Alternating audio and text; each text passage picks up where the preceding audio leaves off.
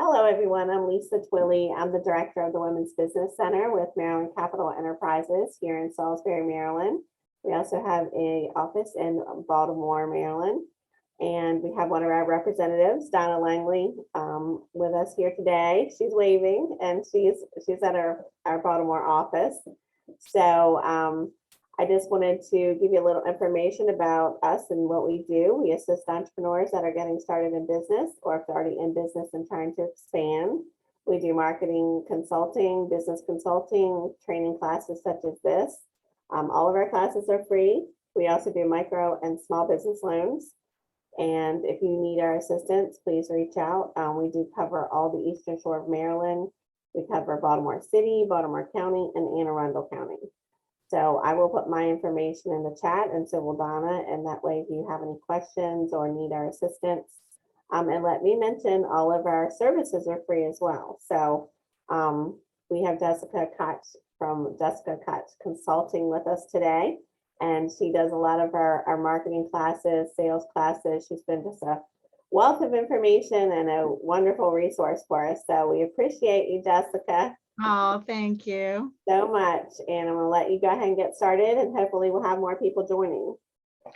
So one of the wonderful things we were just talking about is all of these different trainings that this organization puts on for you are also available on their YouTube channel. So make sure that you check out some of our past trainings. I know we've done some really cool ones on article writing and YouTube and video and all kinds of other ones. So I'm going to introduce myself just a little bit further. I am Jessica Koch. I am the Italian mother of 7. I have been speaking nationally for about 25 years, internationally for about 3 now. I own a consulting firm. We do sales and marketing consulting, LinkedIn and social media training, and I have a virtual assistant membership program. My knowledge and the work I'm doing with clients, we are now in, I think, almost 15 countries. With clients around the world. And I also do trainings and support for, I've done leadership trainings on, I'm certified in 6 intelligences. So I did some leadership trainings for Microsoft and their executive team, and for Exelon and the art of negotiation. I did a workshop at one of their locations. And, so I've worked everything from government sales to national Fortune 100 sales, as well as small and local. And now I'm doing a lot virtually with authors, coaches, speakers, online course developers, and people in that space, in that world. And today we are going to talk about scaling your business and by outsourcing, and what does that mean, and lots of different options for outsourcing. So we are going to cover a whole bunch. If you would like to ask questions, feel free to stop me right in the middle.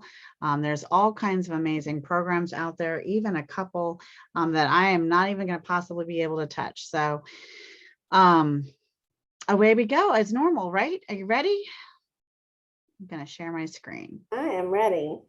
I'm excited. I'm always excited to learn new stuff. The one thing that I'll be adding to this later, so I'll make sure that you get the article that goes with this, because I put together the training in an article format. This way you can have the link and they can use it for notes.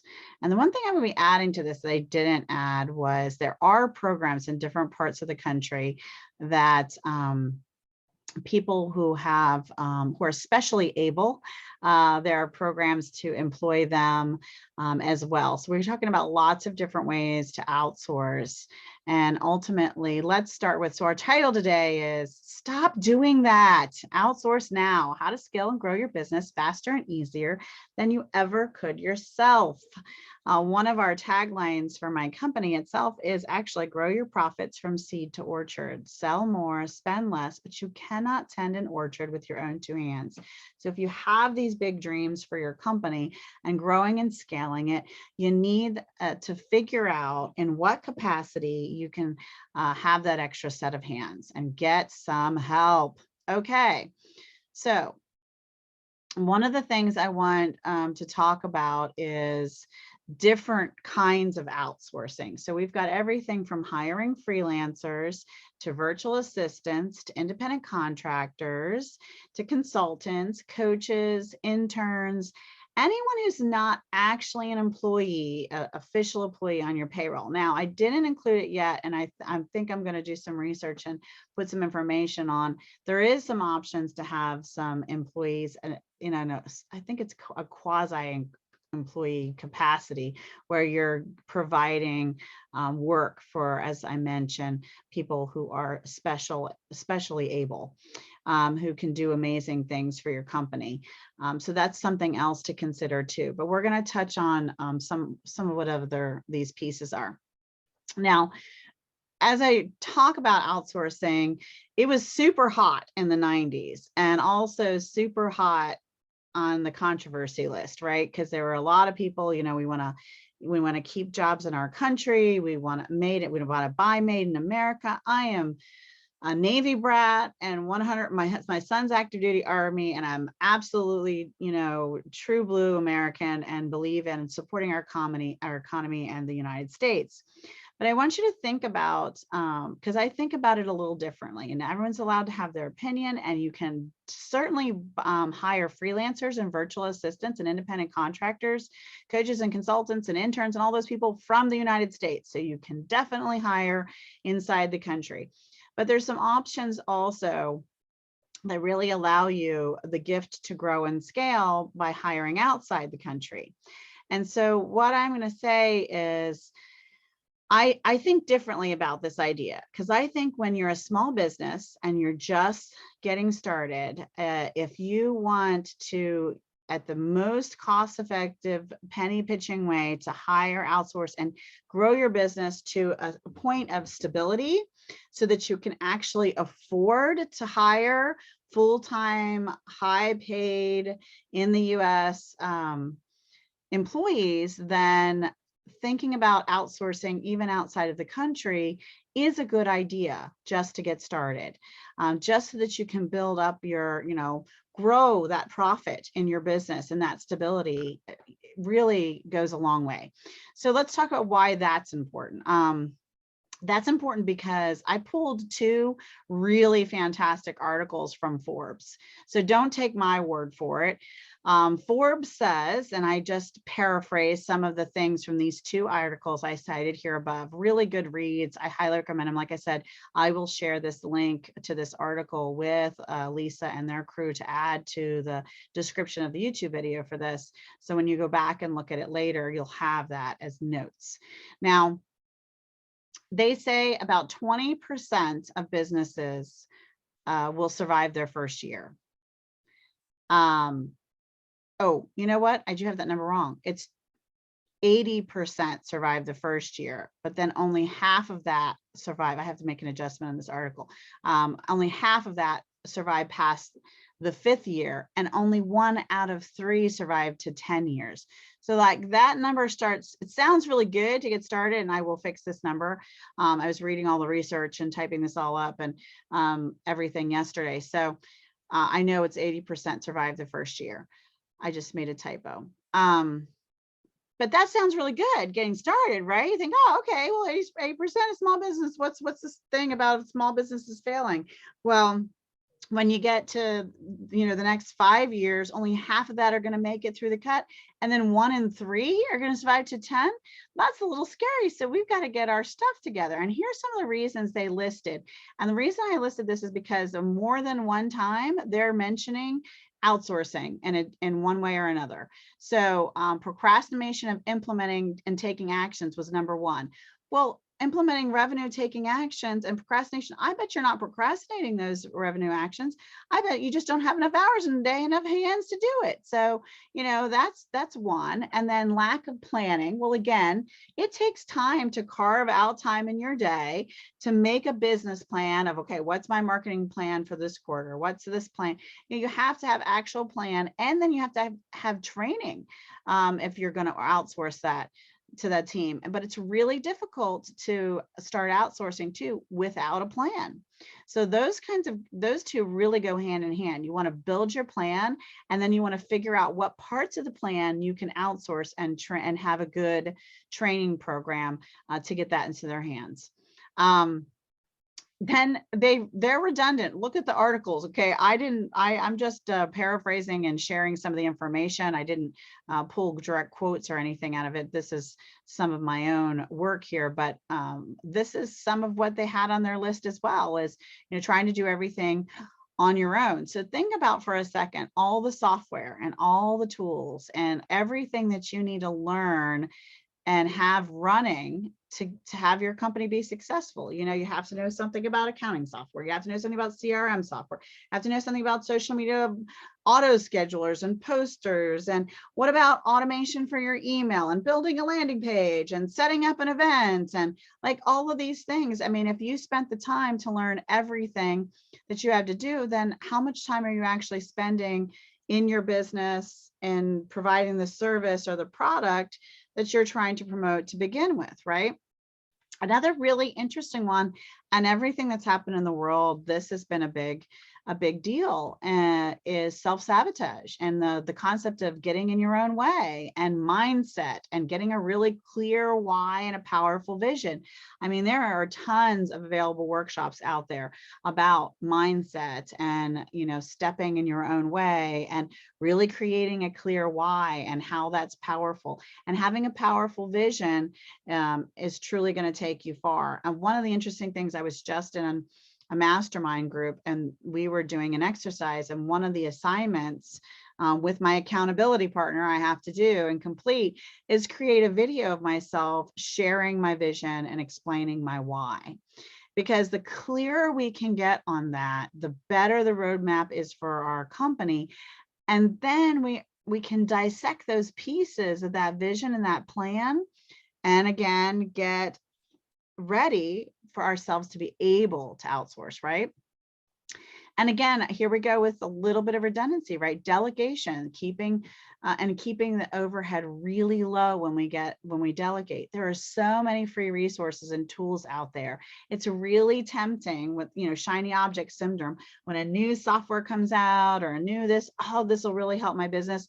Look for all the free versions of everything and work with just that until your company's revenue stream coming in, instead of going out with all these monthly fees, can justify paying for the paid version, right? So enjoy the free version of Canva until your company can handle that monthly expense. And, you know, they start to really add up. You say, oh, well, it's only this much a month, it's only that much a month. We'll add that stack together and figure out what it is your company needs to make in order to run.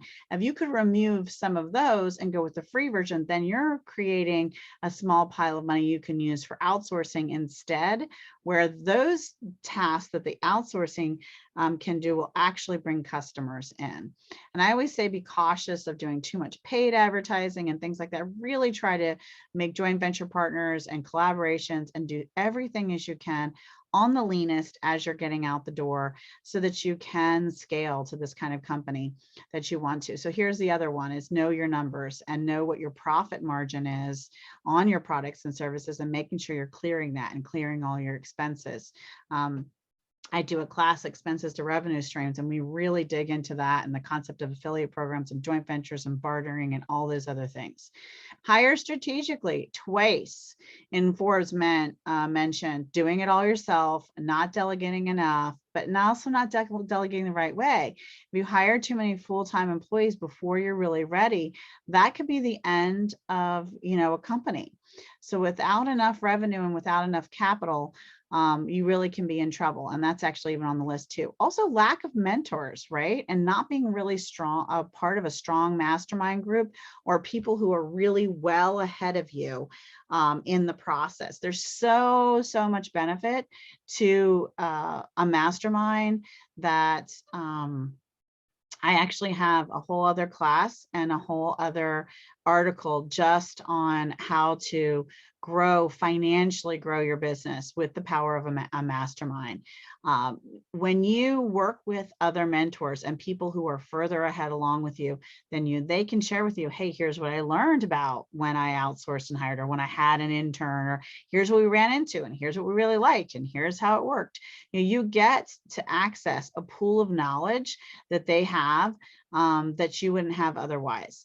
And there's all kinds of things that you suddenly have more reach to. I was just talking to Lisa about these virtual summits that are happening internationally, and how they pull together 30 to 50 amazing speakers who have followings, and then we promote that one event, all 30 to 50 of us, pushing it out there in all these different channels, telling our YouTube subscribers about it, telling our email list about it, telling all of our social media connections about it. And that amplifies the success of the event farther than the person running that summit ever could do on their own, and without having to pay for ads with it, right? So this is a really, really huge benefit. And in this article too, and in this training, I go through what the agenda is like, different kinds of masterminds, and how that can look. But really think about including something like that in your life. And then accountability partners. So I'm in a book club mastermind, and at this point I have 2 accountability partners that I check in with weekly, one on Tuesday morning and one on Friday.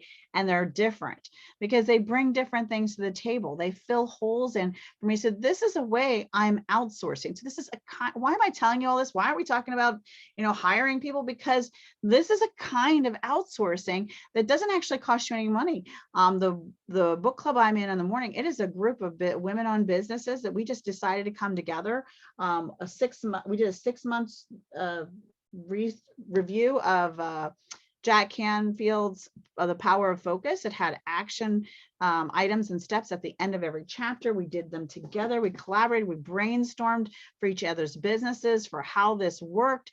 This is a kind of outsourcing. It's almost like having a boardroom, for your business when you're a solopreneur. If you're a single startup entrepreneur, it's just you need those other minds in order to build your business to success. And that is a kind of outsourcing. So an accountability partner, huge. Coaches and consultants, there's so much available out there. We do lots of sales consulting for people, and other people get coaches.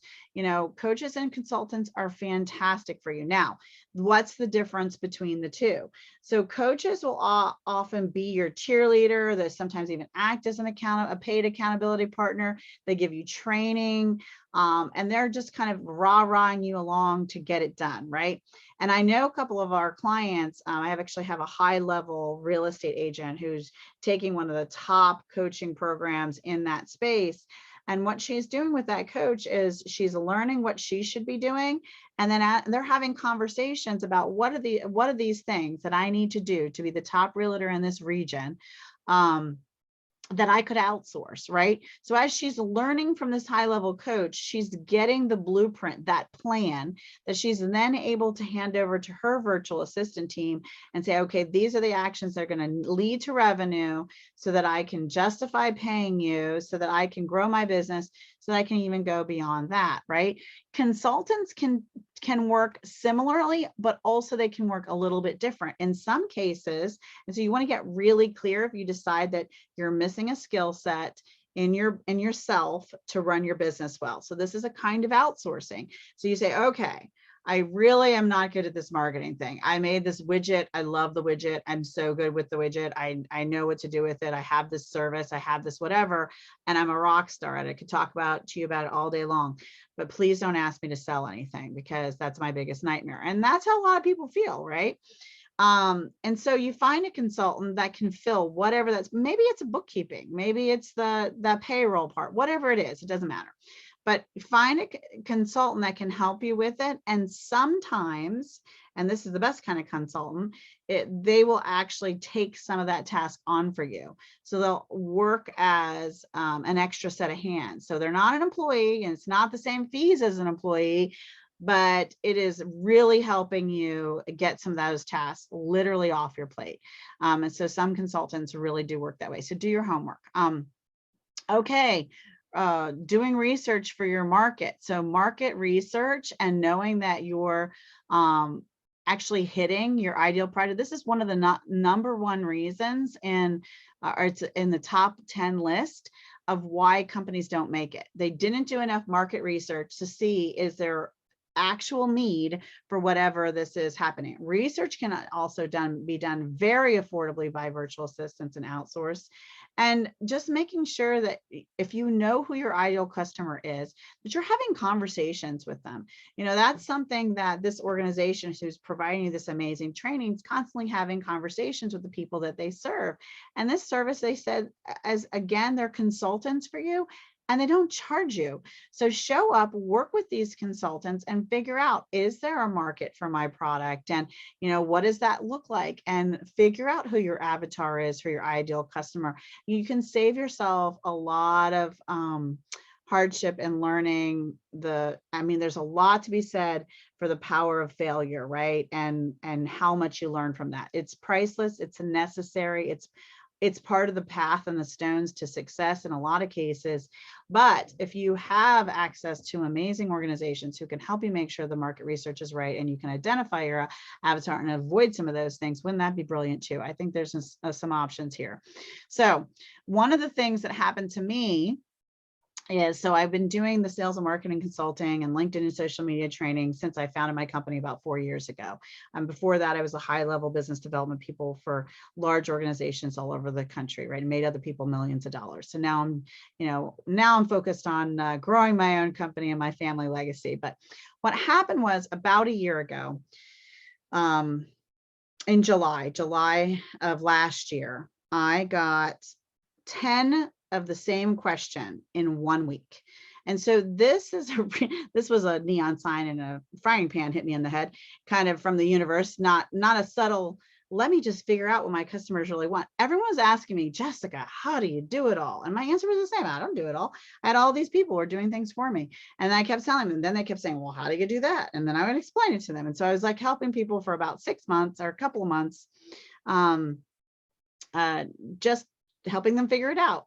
Or maybe it was only a couple of weeks, because in August of last year, I started talking about, well, you know what, there's a need here. There's somebody shaking my cage saying, hey, we need help with this. Well, what can you do about it? And so I had a couple of options. I could make it a training course, or I could do a done for you program.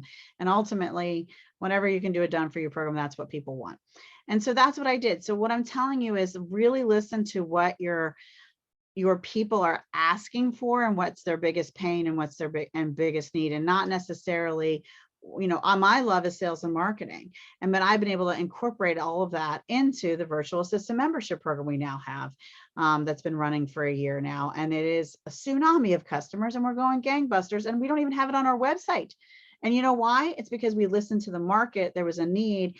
We're getting an influx of people from my speaking engagements and from referrals, because I did what I'm telling you right here in this is your market research, which came to me and fell in my lap. So I was gifted it. But understanding and listening to what your ideal prospects really want and need the help with, and figure out, is there something you can do that will fit that? And then, of course, outsourcing some of that, right? Because I have that program, but I'm not doing it. I'm not a virtual assistant. I don't do any of that work. I have brilliant people that I hire that do that for my clients. So that's a kind of exciting thing. The other key of why businesses aren't making it is they don't have enough funds to get off the ground. Everything always costs more and takes longer than you think. And this is another great space where Lisa and her team can come in and help you, because they look at these business loans. They have knowledge about the things that are out there as far as grants and funding and money, and options, right? So go again and talk to the professionals and make sure you have enough of a cushion of resources so that you can fight the statistics and not be one of those percentages and make it past your 10th birthday, right? We want to get past our 10th birthday. That's the big deal. All right. So identifying team members you need to succeed. So even at day one in your blueprint and your business plan, if it's you are the one, but identify the role that ideally, if the company had, 50, 100, 1,000, whatever employees you think you're going to, what would your role be if you had all those other people? And then what are the key, maybe first 5 to 10 other key roles you really, really want. And then look at other ways you can get them, like we talked about, the consultants. And there's actually even more we're going to talk about in a minute of other kinds of people who can fill the need for that space. Your competition, or is it your collaboration? So competition and not paying attention to what's going on to industries and companies offering a similar product or service was another tripwire that kept people from really surviving those early business years. And what I'd say to you is, yes, pay attention and know what your so-called competition is doing, but have a different mindset about this. You know, I feel like we're in a different world. Everything is shifted and we have a different viewpoint. And this has kind of always been my viewpoint. I have always even reached out to, I've interviewed several, not just one, but several other LinkedIn experts, even though that's what I do and I sell and I get hired for it. On my podcast, and I have featured them because there is so much to go around. There's so much collaboration. There's something they are niche in or do better than me, and I can send and introduce clients there, and then sometimes even make a small referral fee. So this is a way to expand my business and collaborate, and that's a form of outsourcing, right? Sending a referral, being an affiliate of someone else's program, you're outsourcing that work that the client maybe wasn't the best fit for you, but you still are able to make some revenue on it. I think that's a brilliant way to look at things, and see where you can support one another, who people who are in your similar issue, and come together with your resources and for events and workshops and just share the success versus looking at it like competition, because I feel like that mindset's never going to get you anywhere good. Pricing can be from both ends of the spectrum. You can go way high out of the range or way too low. My feeling is to have a really strong, anything that's going to take your direct time, be to the mid to high end of your industry if it's going to be directly one-on-one time with you. And then have other solutions where you can like create a video, create a training, create an ebook, create something that once you've done it, it doesn't take any more of your effort. So it can be that really inexpensive resource for anyone at any price point. And then have group environments. So you've kind of got a mid-range price too.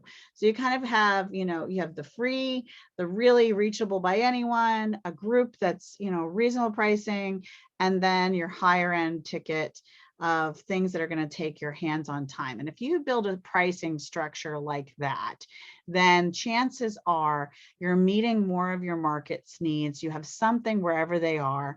And sales. Okay, so sales is air, right? No air, no, no life, right? So sales is basically business air, in my opinion. If you don't have the sales coming in, you can have the most brilliant product in the world, but you're not going to have much of a business without them.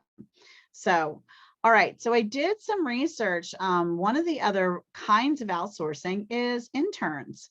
And I really loved, and of course I have like a gazillion articles here, but there is some really great internship programs. And then even Maryland has, and I bet Lisa and their team can tell you even more about some of these things, but Maryland has some even funds available that that a portion of your paid internship programs can get paid back to you. So here's a really great way to outsource some of your projects, allow a college student to get real world experience, as well as receive some of, good chunk of what you would need to pay them.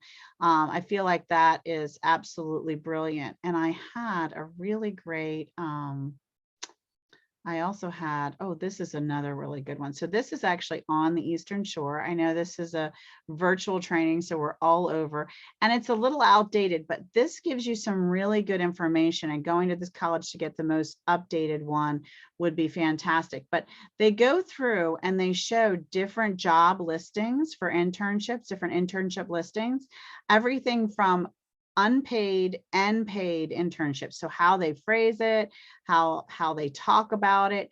And then I found this other really brilliant guide uh, on how to get your business ready for an intern. It was a really fantastic one, and I might have to give it to you later because God knows I have too many tabs open here, don't I? There's the directory, student internship guide. This was for companies. So the one I'm looking for is for companies. This is the one. This is a fantastic example. I think this university is actually out of Rhode Island, but I loved the example of this document, and the link to this is in the article that I'm sharing. But they go through everything. So, you know, what to expect as you know, how it's going to benefit you as an employer, finding the right intern, making an intern offer. And I mean, they go through everything in here. So designing your program, the role of the supervisor or mentor, stages of internship, paying your intern, other forms of benefits that you get. And then they even give you all these really great examples of writing examples of the description. So you can really, I mean, I love for when there's a template, right? So there's an engineering internship, the example of goals. There was one on so this one's on writing. There was one on social media too, communications. I mean, there's just some really great pieces here that you don't have to reinvent the wheel, right, and come up with everything yourself. So internships, like I said, there's several, and then eligibility. So you want to reach out to whatever university you're talking about and see what is it that the employer has to offer for it to meet their program's guidelines, as well as thinking about how you're going to set up your policies for your company to support interns and have them support you, right? Coaching versus consulting. We talked about that a little bit. Independent contractors. This is kind of a tricky one. You really want to make sure that you're following the rules. All the different states have a different opinion of it, and what's the definition of a, you know, of an independent contractor. They have a little bit more freedom. You can't really kind of guide their hours. Some of them are 100% commission and working for other companies even. And then firing an independent contractor, there needs to be the right language in their contract. So you want to make sure you're consulting a lawyer if you go this route, because it is different than hiring a freelancer or a virtual assistant for just a project. Okay. So freelancers, really, I think the main difference between a freelancer and a virtual assistant are, and again, these can all be within your own country, and then there are options for outside of your country. And we're going to talk about some of that too. But before we do, we're going to talk about preparing your company for a virtual assistant or a freelancer, because you need a process. You need processes and systems for everything. It's really super important. All right, so freelancers tend to really want to be independent. They typically aren't looking for a full-time, even from an outsource standpoint, space with a company in a lot of situations. Some of them can even be working full-time for an employer and just freelance in their free time to provide, you know, consulting or reports, or they write blogs, or they're, you know, ghost writers or whatever. It's almost kind of like it can be a full-time thing for them to be a full-time freelancer, but they're just kind of pick and choose the jobs they want, and it's usually not a long-term engagement, where virtual assistants, you can hire them just based on project, and you say, hey, I got this research project, I'd like to dedicate 10 hours to it, can you do it? Here's the rate I'll pay, and then that's it. And so you can have that kind of a relationship with a virtual assistant, but in a lot of cases too, you can also, have them do, 10 hours a week, or, whatever it is you're comfortable starting with and your company is comfortable starting with. But before we get down that road and jump into that, let's talk a little bit about, let me pull up, here we go. So, I really want to tell you,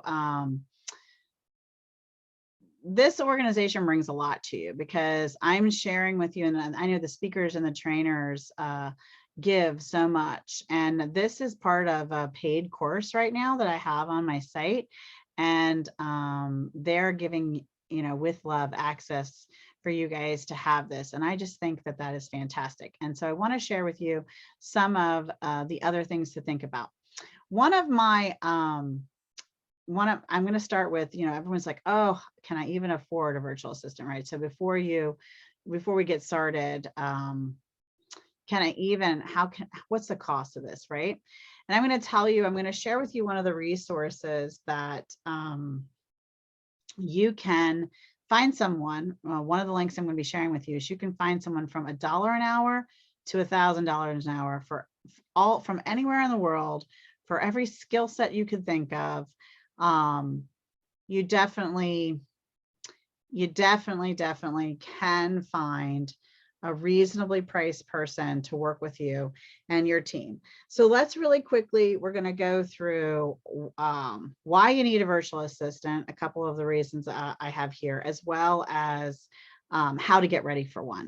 All right, so some of the things that we've already started talking about is really scale your business so much faster. And I want to tell you a story of one of my favorite customers, and how they got started. So they had just started their company, and I mean, they were in just a few months in, and they had only 2 or 3 customers, and they were looking at all the tasks they had to do, and they were looking for, we all still we want this great success, and we want to grow our business to this great thing, but we also, I hope, all still have lives too, right? We have families, and we have things we like to do. I like to paint and kayak, and I have a 10-year-old daughter. I said I was an Italian mother of 7. 6 of our kids are adults, and I have a 10-year-old little girl and a husband I adore.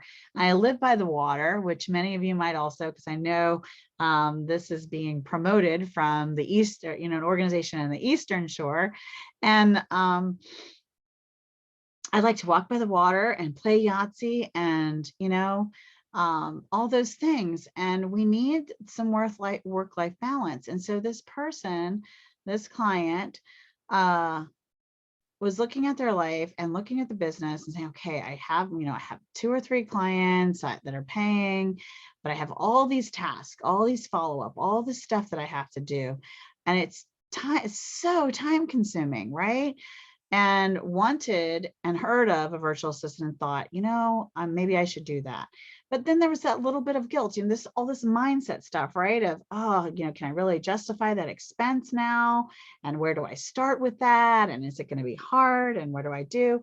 But the very first thing they did was, and I kid you not, looked around the house and said, okay, what do we not need? And put it up on Facebook Marketplace. And then they decided that several $100s they made from putting things they weren't using around their house, they were going to use that as a nest egg for their business, and specifically for a virtual assistant.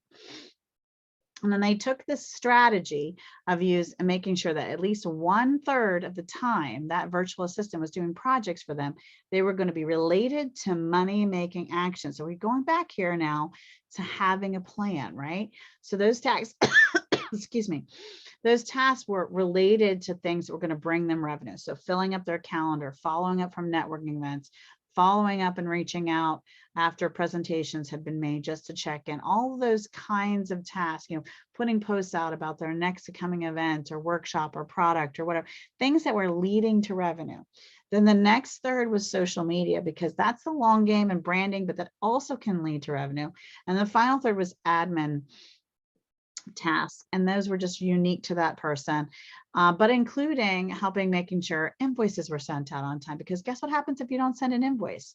You don't you don't get paid, right? So all of these things that are time consuming have to get done. So even some of the admin tasks can be money making tasks, right? And with that strategy, this person was able to grow their business rapidly and add to the team and move faster and faster than they ever imagined they could. And that person was me. So that is the true story of when I first started my consulting firm 4 years ago. I took some of the things that my 10-year-old, she's 10 now. At the time, she was much younger, a couple, 6 or whatever, 5 or 6. And we took some of the clothes and toys she wasn't using, put them on Facebook Marketplace, and I used that nest egg to say, okay, this is my virtual assistant money. And I use that strategy to now I have clients in 15 countries. I have a team of almost 50 virtual assistants. By the end of the year, I believe that's where we're going to be, that are trained to support our clients all over the world. And even before I had the agency, I had worked myself at year 2 or 3, we're up to, like I said, a dozen different virtual assistants that were doing different and unique tasks for us based on project and need. And my life was so much better. I remember a Wednesday night that I literally had dinner with my family. I walked on the boardwalk with my family, and then I was sitting there playing Yahtzee. And in my head, I thought for one brief second, oh, I had that event I went to today, and there was 30 people on the virtual Zoom call, and we need to send all the follow-up. And then I remembered, oh yeah, I sent that chat over to my virtual assistant. They're putting it in an Excel sheet. They're going to upload it to my CRM. They're going to send them all an invitation to connect on LinkedIn, and they're going to send them all a nice meeting you email. And I'm going to sit in here and play Yahtzee and be present with my family. And that is what happened. And that's when I knew, oh no, I am never going back to doing those tasks again myself. It's just not happening. So this is, part of why you need virtual assistants and outsourcing and other people in your corner, is so that you can also have a life. Grow and scale your business and get to have a life too. All right, so why you need a virtual assistant: scaling your business and taking control of time and resources. So when you get started, you can, like I said, I'm going to show you a resource that you can use for free, that you can find someone for, a reasonable amount per hour. You get to actually even set your searching parameters. And if time allows, I'll show you the insides of this tool, and I'll make sure I put in the chat the link, and that the link is also in the article for people watching the replay. But you can then also say, okay, this is how much an hour, and this is how many hours we're going to put for this project, and then we're going to stop. And so you really have control of how much is going out. And you don't have that same control if you're making a commitment to hire someone as a full-time employee or even a part-time employee. They are expecting to come every day. And this gives you some more power and some more control over that, how much is going out, so that you can make sure that there's enough coming into the business. So different projects that you might be done, and even technology. We've had a client before, and I've had software I've purchased, and I've brought it to my VAs and said, hey, this is what this software is supposed to do for the company. Can you figure it out and make it work and send me a draft or a test of it, and let's see if it works? And they would take the time to watch 2 or 3 of the training videos, run a test, build a thing, and say, oh, do you think this is what you're looking for? Is this what you wanted? And I'm like, yeah, that's the thing. Let's do that. Or we tweak it a little bit, and then they would get it going. And I didn't have to learn that software. There's a lot to be said for that. Social media, it is so time consuming. It can take between 20 and 40 hours. And I'm going to show you a sample of what my team does for some of our customers, but it can take between 20 and 40 hours to put together a strong social media content plan. And one of the ways you want to take an approach at this, and this is something that we cover in other classes in more detail, but give it a hot minute, it should load. Hang on, let me move this toolbar around. Please hold. Let's see. Oh, that's the template space.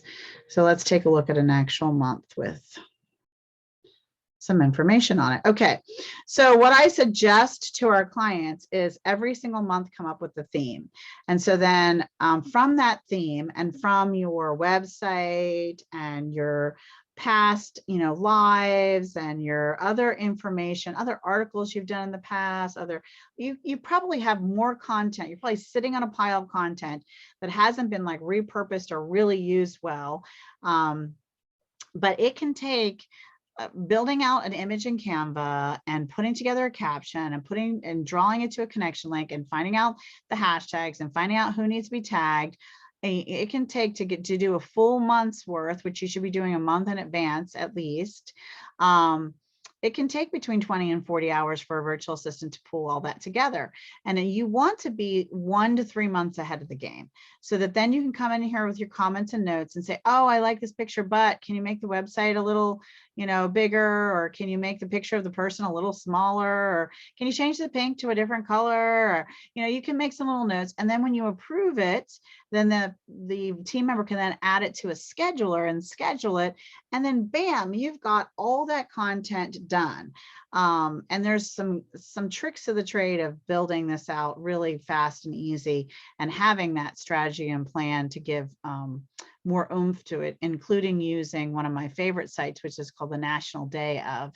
And that helps give you ideas for every single month throughout the year to know that different things you want to feature, different holidays you want to promote, things that are fun or funny or even profound and mean something to you, like awareness for Autism Day or things like that. So different pieces really help fill in that quarter or that year, and using that tool can be really fantastic.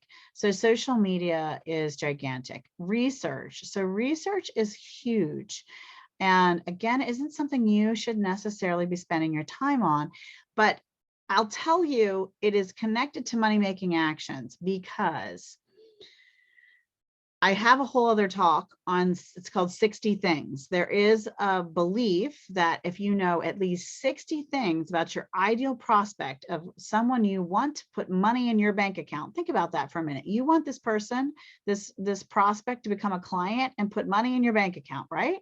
So you do owe them at least a bit of research to know that whatever product or service you have is in line with their mission, their vision, their values.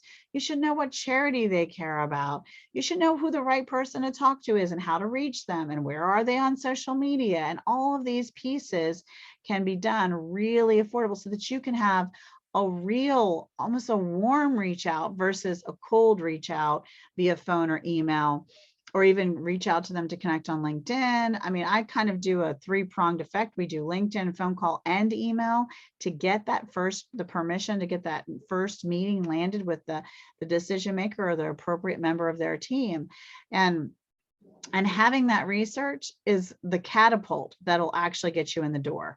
Versus, trying to do the numbers game and dialing for dollars, so to speak. That's an old school term, so I just aged myself, but that's okay.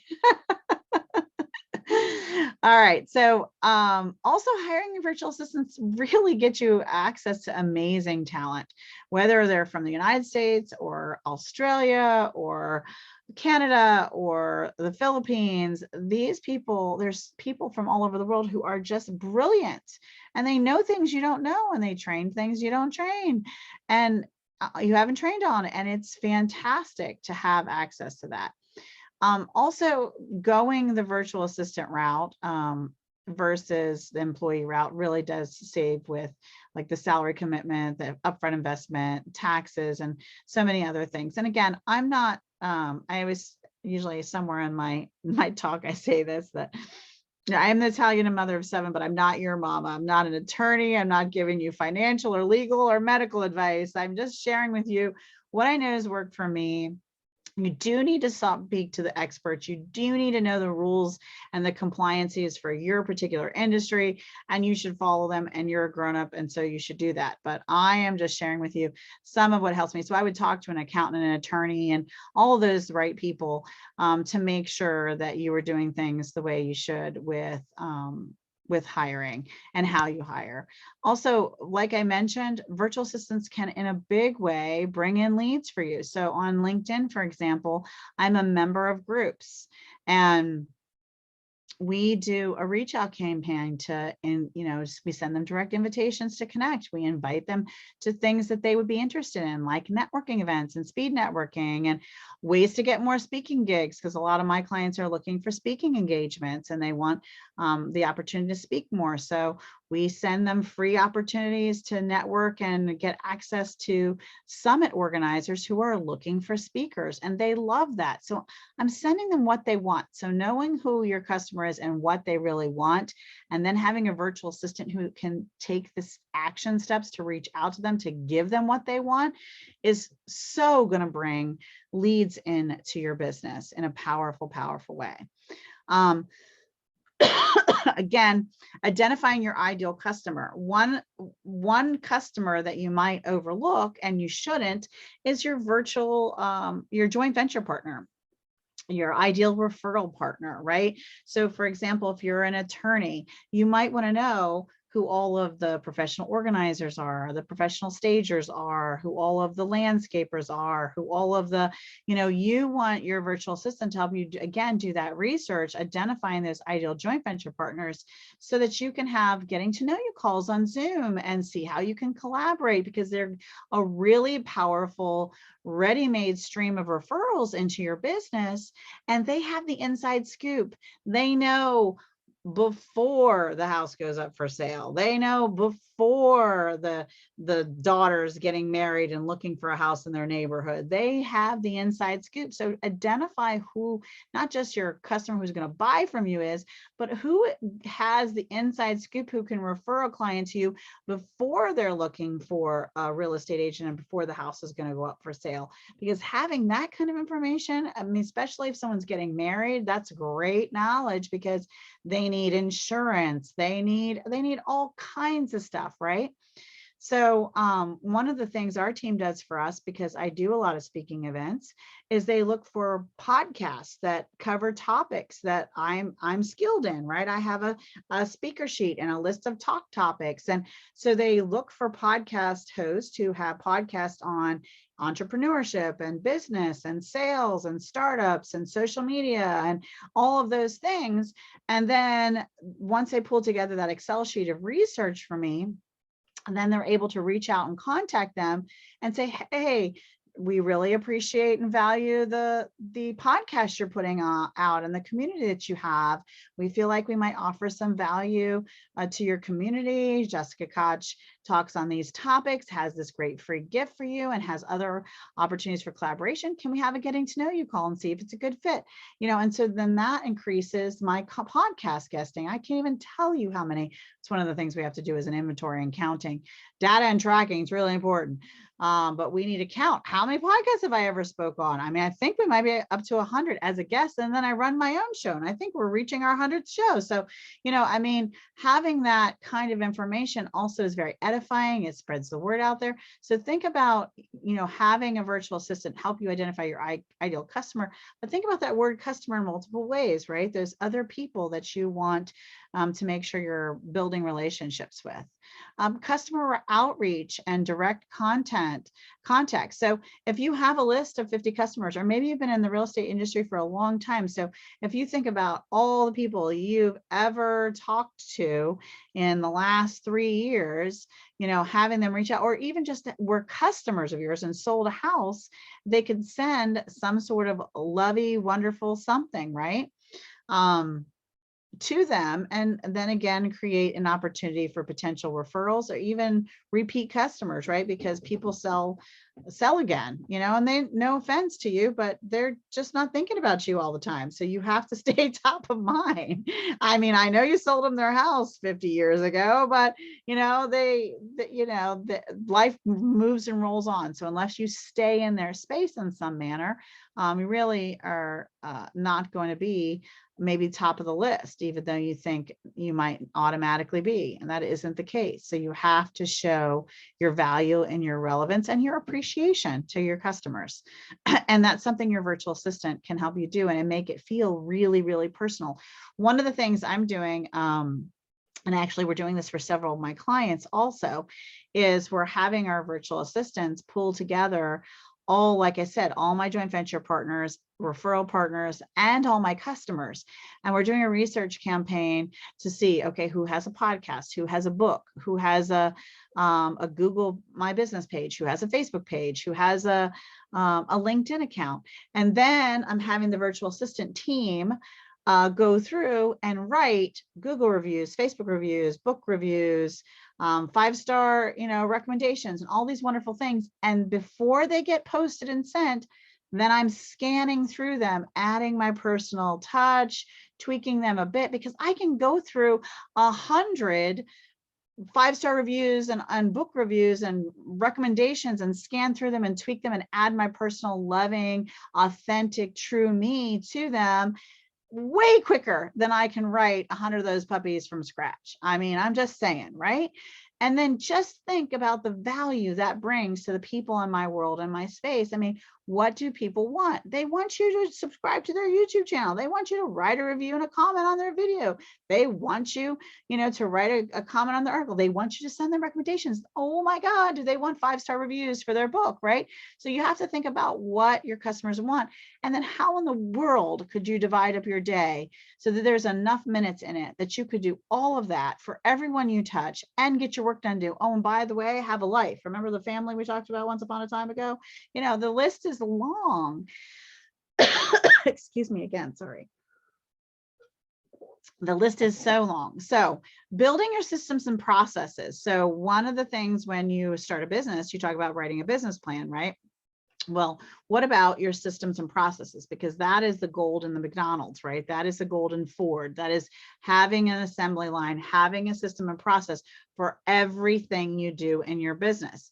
And when you have a virtual assistant, you are forced to take a task and a project that's in your company and break it down and train the person. And when you do, and here's what I suggest in my trainings that I sell, is that when you've hired that virtual assistant, you do a training with them on a Zoom, you share your screen and you go click by click, step by step of what they're supposed to do. And you do a couple, like if it's research, you do a couple, do 3 to 5. And then you stop sharing your screen and you let them share their screen and you let them drive the bus. If you do all the driving of the bus, how the heck are they ever going to learn to drive the bus? So you have to let them drive the bus while you're watching. This does a couple of things. It helps you together discover if they do 3 to 5 and you've done 3 to 5, then you're probably going to run across some exceptions to the rule, something they weren't sure of. You're also going to give them confidence that they're doing it correctly, because you're going to be able to watch them and say, oh yeah, that's exactly right. Oh, you did that exactly right. And you can give them that encouragement so that then when you hang up with them and they go to spend 5 hours on it, they know they're getting it exactly right, And so the communication is stronger. You feel confident about the job they're about to do. And here's what you have them do next. They rewatch the video and either upload it to Otter or because that helps make that process faster, which is a video. It'll transcribe the video into text. It's a software tool. It's inexpensive. And there's a free version. You probably only need the free version.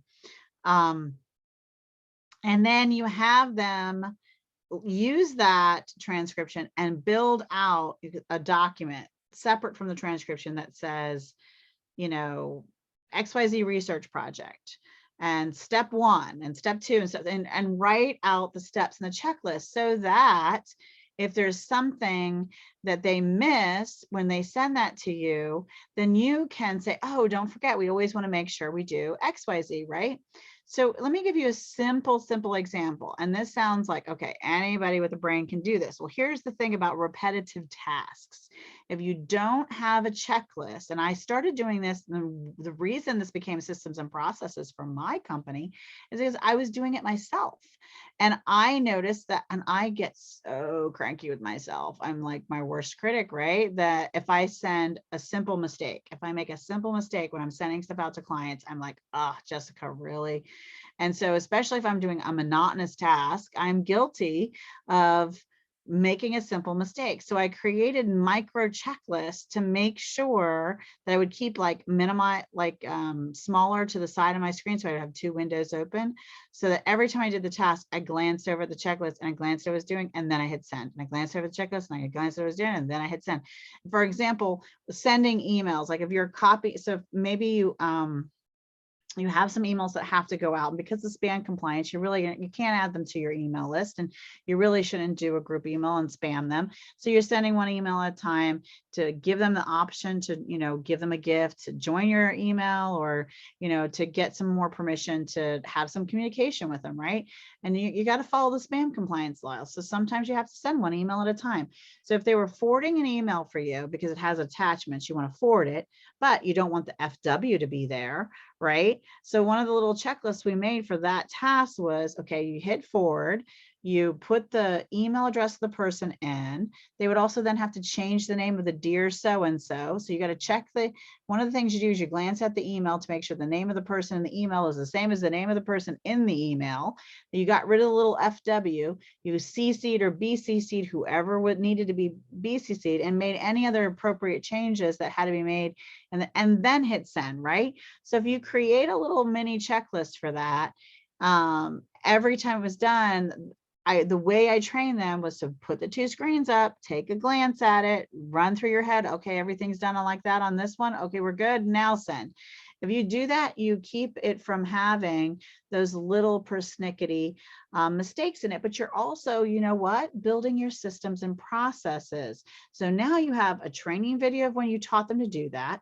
You have the step-by-step checklist of what to do, and an example of someone doing it, live and in real on screen.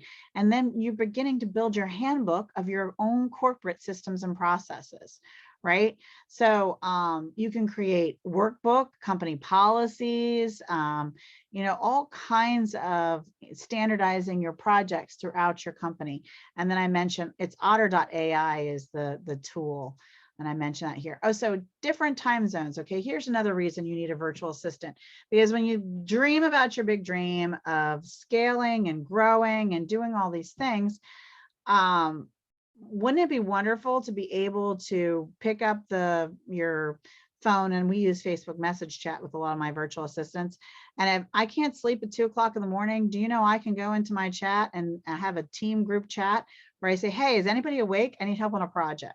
So my company is now 24/7. I have access to someone 24/7 because I have people hired from all different time zones, whether it's the middle of the night for me or in the middle of the day for me. We have people from Nigeria and Dubai, Pakistan, India, Philippines. They're all on different time zones. So somebody's awake and available pretty much all the time for me. They're like, hey, what do you need? Hey, what do you need? I mean, wouldn't you like it was like having a genie in the bottle, right? You rub the bottle and they say, hey, what do you need? It's pretty awesome. So why do you need a 24-hour access to you? So when you hire strategically based on time zone, some people say that's a downfall, but I say it's a plus.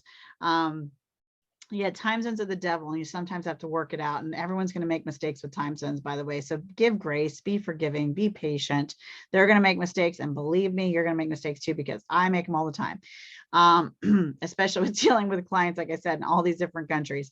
I remember I have a joint venture partner in Scotland, and I have a couple in Australia too. And I know more than once I was like, I'm so embarrassed. I work with time zones all the time. I don't know how I mess up this time, but you get it backwards in your head. You think you Googled it right. You figure it out. It's, time zones are the devil. That and sugar. You just have to give grace, because someone's going to mess it up and one day it'll be you. So karma comes around. Give grace with time zones. That's what I say. All right. So the other piece here is the value that a virtual assistant can bring is because it can up level your customer experience, that red carpet experience you want your clients to have. You want them to have custom workbooks and custom brand style guides for their social media. For me, it's style guides for their social media, and just beautiful resources that we could create and build. Well, I can't possibly, nor do I want to build myself, but I want my clients to have that experience and have those resources and have all that amazing stuff done for them. All right. So good and high quality work. All right. So now what do you do to get ready for that? Okay. So to get ready for them, you really need to take a look at your business. You need to make a list and you need to track your tasks daily. So think about one of the things I always ask my clients in our onboarding call when they're hiring us as an agency for their virtual assistant work is, what makes you the most money? So think about that first. Remember that formula I told you about how I started was 1/3 money making actions, time is spent, 1/3 is for social media, and 1/3 is admin. I keep that formula strong, and that's allowed me to continue to grow my team and continue to make money at the same time. So really take a look at your business of what makes you the most money. And then think about the micro tasks and actions you have to take to close that sale, whether it's a service or a product or whatever it is. There are about a gazillion little baby things that have to happen along the way. And then when you make that list and track it, you can also identify which ones 100% have to be you, right? So it has to be you to be on the meeting and give the presentation for your company, at least for now. It is outsourceable, believe it or not, but for now, that should be you, maybe as a new entrepreneur or startup or whatever.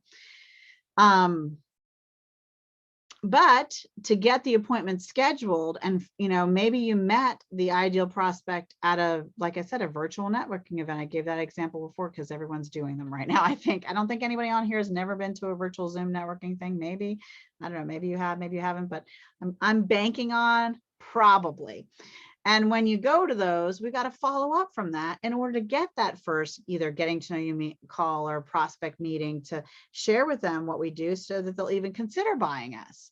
Well, all those tasks can be done by someone else. And then once you have the meeting, when I have my meetings with my clients, my team then sends them a recap of our call email and when the plan of action for what's going to happen next. Because if you don't keep them going, then you don't get to the finish line to actually make the sale.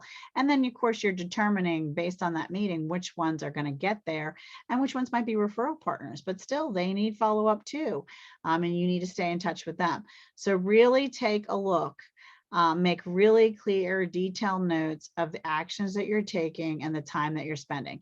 Now, you're also going to want to identify what actions you're taking that you absolutely hate. What are the things you do that you procrastinate, that you do last? Like you try to find anything else that you can. Let me just check my email one more time before I do this task. And I'm going to make a personal, vulnerable confession.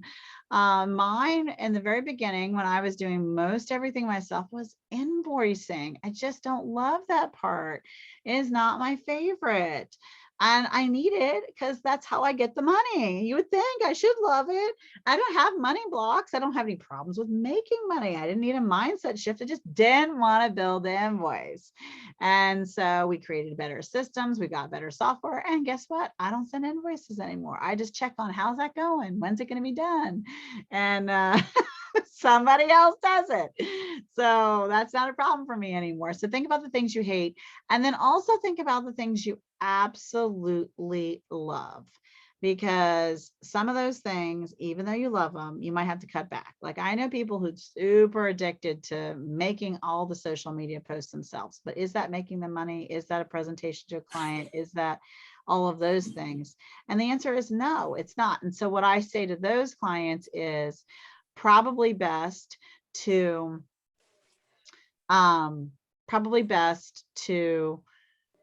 take a small bit of that. I think we have one person we need to mute because I hear a little bit of noise. There we go. Maybe we got it. Okay. So think about that thing you love. And if it's something that really isn't serving you and your business financially as well as it could, then carve out and say, okay, once a quarter, I'm going to do 5 spectacular pieces that are all mine. That's my gift to me. And then all the rest I'll outsource, right? So find a happy balance so that I'm not trying to take away what's exciting for you or burst your bubble and your passion and all that, yada, yada. But I want you to make money, and that's important. So then the other thing you can do is look at that task that you're doing and say, oh, wait, is there a software for that? Is there a way to automate that? Can I make this electronic so that I don't have to think about it or do it? Or is there a more organized way I can do this so that I'm not so, if you're taking manual notes and you have big piles of paper and you're not organizing your stuff in a CRM, so that you know what's happening with a client, and next thing you have an automatic reminder and you have an automatic this and that, then maybe there's some ways to fine tune what you're doing, and that will save you an incredible amount of time and money. And it's a form of outsourcing. It's just it's giving some robots the work, right? It's the software piece of it. That way. And that's, what the manufacturer industry, they really forged the path with the whole outsourcing between creating, systems and step-by-step processes and the assembly line and what had to be touched by a human and what could be done with a machine. These are some great lessons for us to take as a company. So you really want to make a way to get this going. And I'm going to take us back now to, all right, so now we've talked about some of the things we need to do to get ready to have a virtual assistant. And we talked about different kinds of outsourcing. So what to prepare, how much do they cost? I told him everything from I've seen from $1 an hour to $1,000 an hour. So, and everything in between. So where to find a good virtual assistant. So I have some really amazing research done on some spreadsheets that, guess what, I didn't do. So let me find they're all in here, so I have to pull up the right one. All right, so finding a VA. So there's lots and lots of places, and we're going to look at this one in a minute, but there are lots and lots of places that you can find and search for a VA.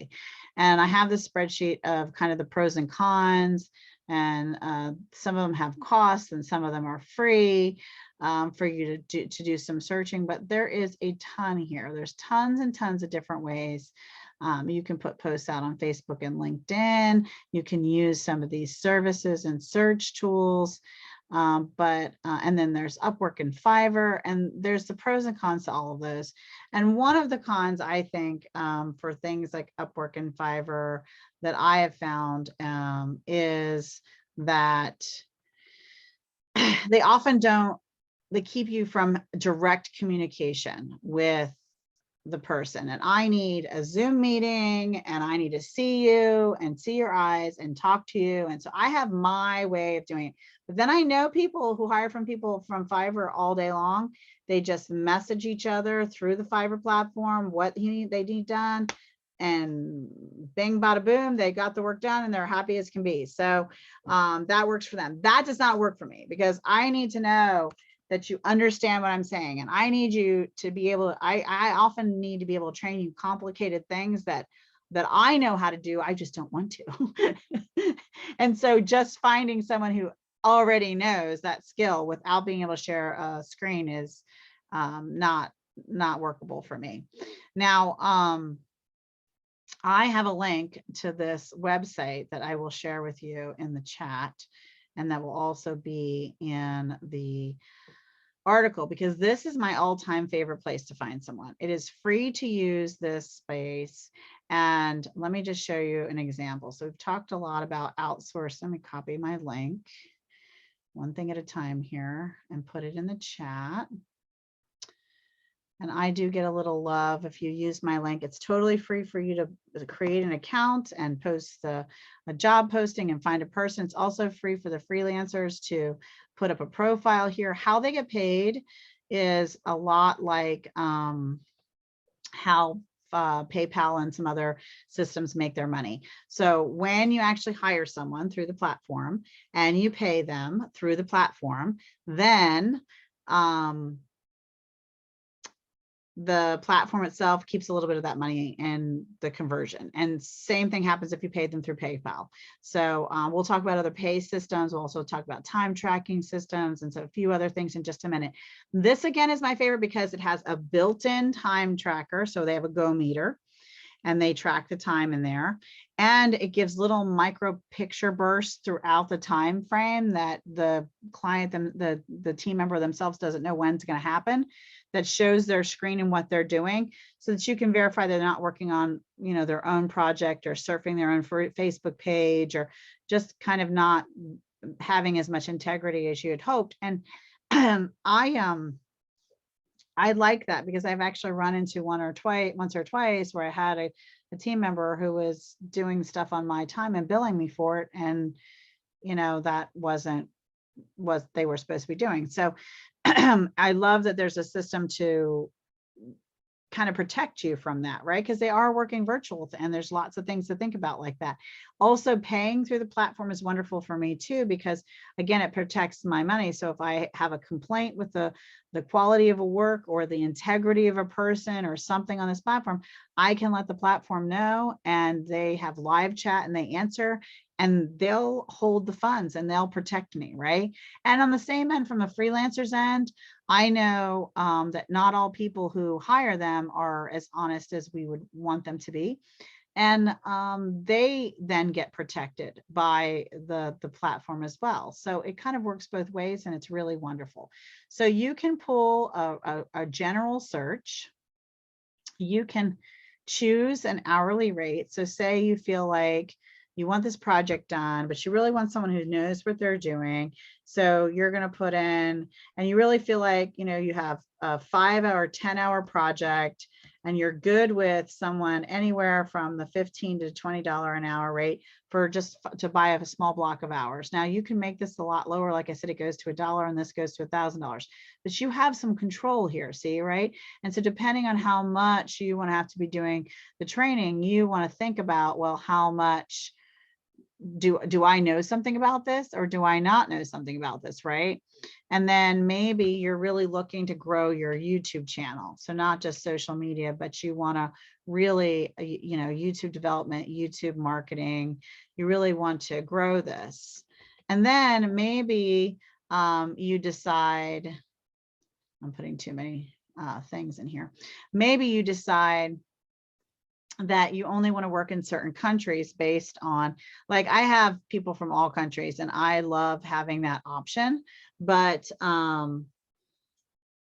sometimes, like, for example, I have two team members in Dubai, and oh my God, that having a couple more people in that time zone, because I have so many of the team that's in the Philippines, and I have a good chunk in India. I only have one in Nigeria, so I could hire more in Nigeria and more in Dubai, which will balance out my time zones for me. So I want someone with a certain skill set, and I also want them from a certain country, right? And so do you see how amazing this can be for you, just from a searching standpoint? And we're going to talk about job posting in a minute. I'm going to give you some of the magic sauce behind that too. So, all right. So that is the platforms, and I put the link to that one. So how much they cost, where do you find them? Okay, writing a good job posting. All right, let's go back to where we were.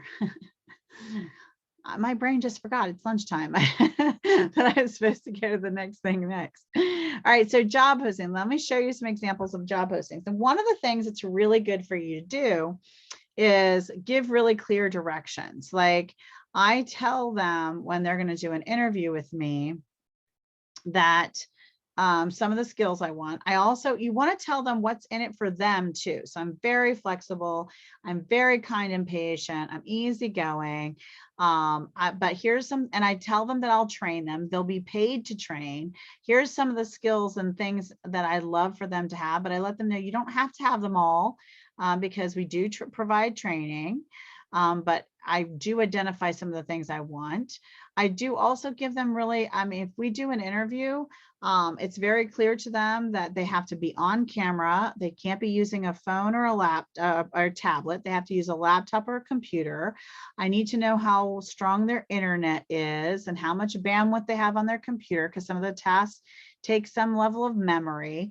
And then when you post this, you can see I just did this one a few days ago, 2 days ago, and I've already had 61 people respond to it.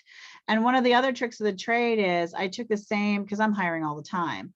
I took the same posting and from a past job, and I just edited it, created it, made it look like it was brand new. And then so it goes out to the platform telling these people, hey, a new job posting went up.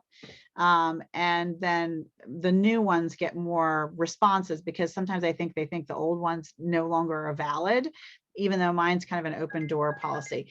So you want to also, when you're interviewing, when all kinds of people messaging me, sorry, when you're when you find, so when you write the good job posting, like I said, some best practices for interviewing. I interview on Zoom. I use Zoom. I like them to show their camera.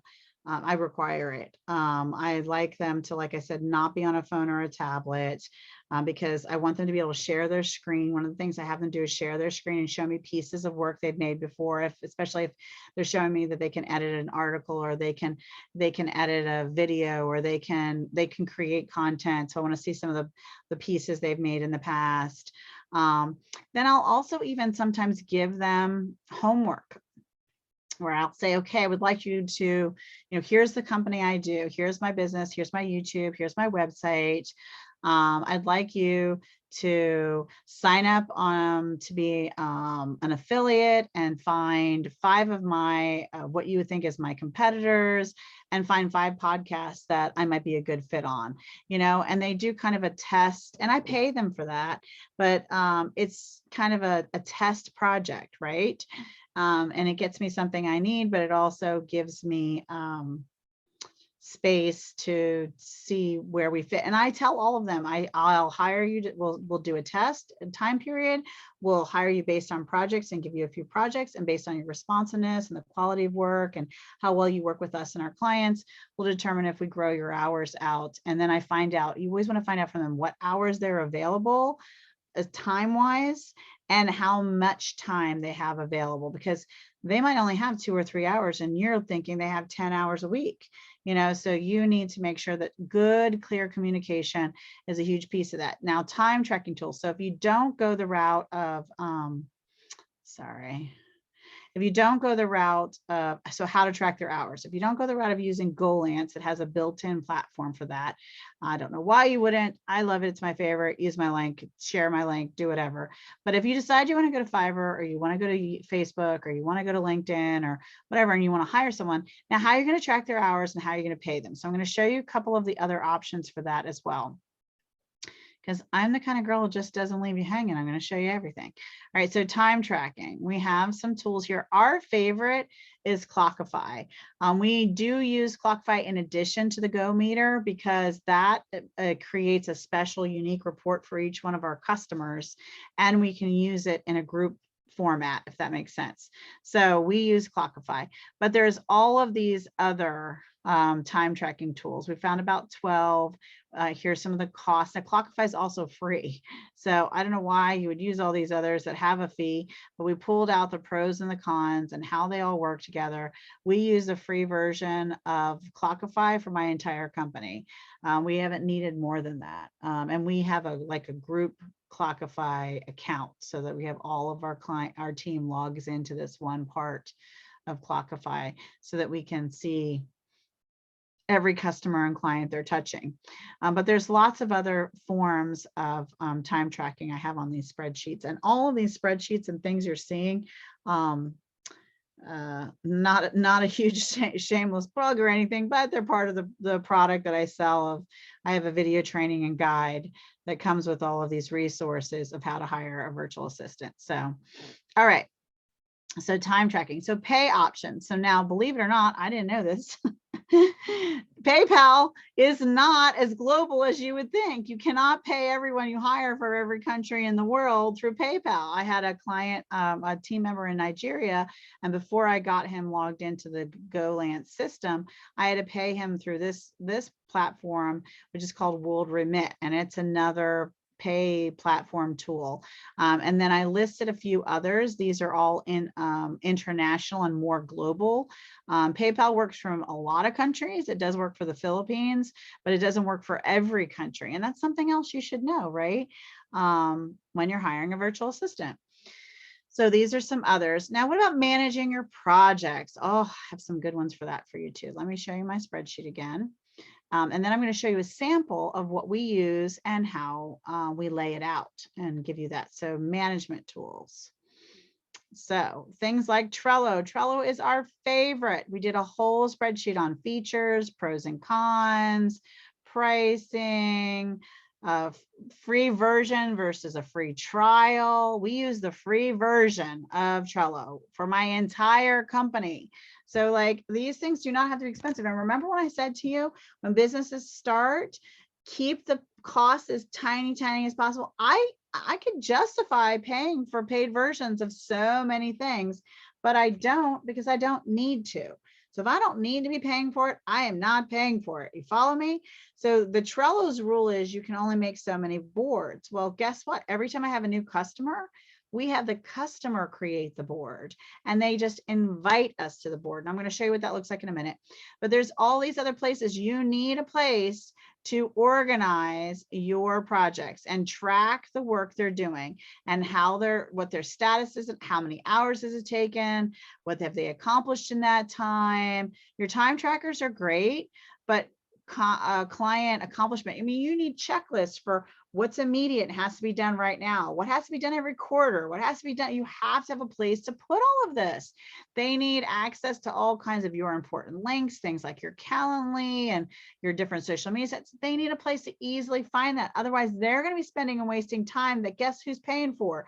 You are. So if you don't have an organized system to work with your virtual assistant when you're outsourcing, you are going to pay too much because they're going to be scrambling around looking for things, and it's on your dime, honey. You know, you want to make sure they're doing things mega efficiently.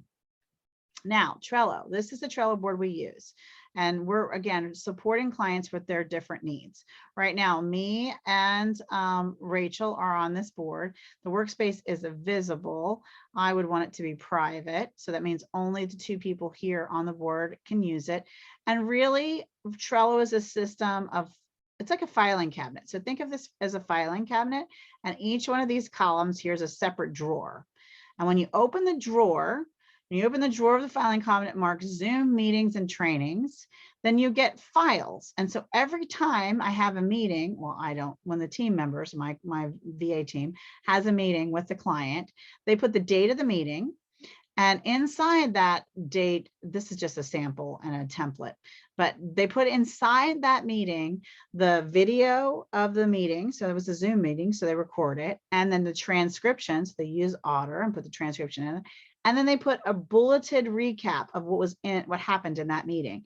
And that all lives inside this card. So if you've been with a client for a year and every single week you have a meeting, then there'll be 52 cards here containing the past meetings, the bullet point list of what they were supposed to achieve, and the transcription and video of every single one of those. I mean, it is a brilliant way to keep things organized and not have to go hunting for it in your email. You are hiring someone to make your life easier, to save you time. So why not have an organized system to work with that person to actually make your life easier and save you time, right? So the project list. This is hot projects, but think about it at the end of the year to look back through a card that was made for each project. So maybe you did a 3-day challenge, maybe you launched a book, maybe you were a speaker at something, and every one of these things got a project list. You could look back at the year and look at, oh my God, look at the things we accomplished, right? One of the things I want to do for 2022 is create an ebook of all my talks. I think at this point, training wise, I have over 100 talks and trainings I can give. And I can give those talks in the standpoint of the 20-minute version, the 40-minute version, or, you know, up to 60 to 90 minutes. And all of these talks and trainings, even though, for example, one is the art of prospecting, that's research and prospecting, right? That has 3 to 5 different topics. And then also it has a description, the takeaways, a free gift. So one of my goals is to make it easier for one of my amazing joint venture partners and a person I work with, which is Lisa, is to be able to give her this book and say, here's the 100 things I could talk on and the descriptions of them and the free gifts that go with them and title options for them. take your pick. What do you want? You know, and so that will make my life easier. And so that's going to go on my project list. And the workbook that you've been seeing as we were going through, that was a project on my project list earlier this year.